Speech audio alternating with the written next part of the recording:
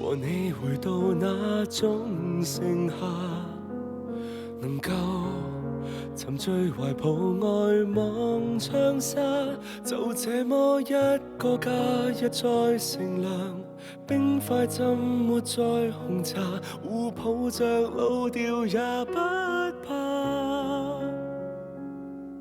時間流過，誰也要長大吧。而你和我前行全是分岔，自此分開了，你落力前行，得我幼稚地停留，被歲月放大了牽掛。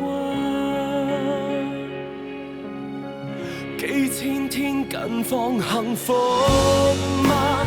每日忙碌嗎？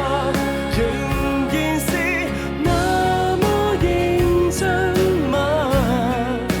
可有新戀人，成熟的戀人，成熟到沒再共你吵架？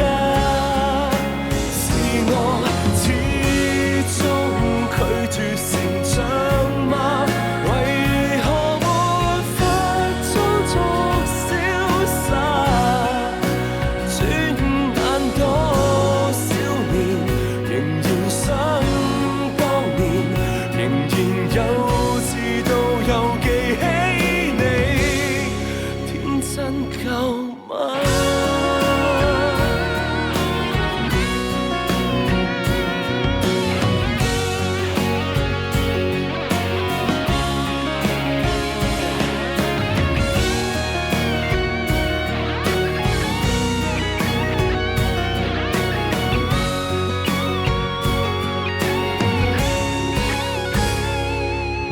而我何以連住進新大廈，仍要為你留下陳舊梳化，或者早知道我在下沉時，俾愛養我到凌晨，累了又掛念你一下。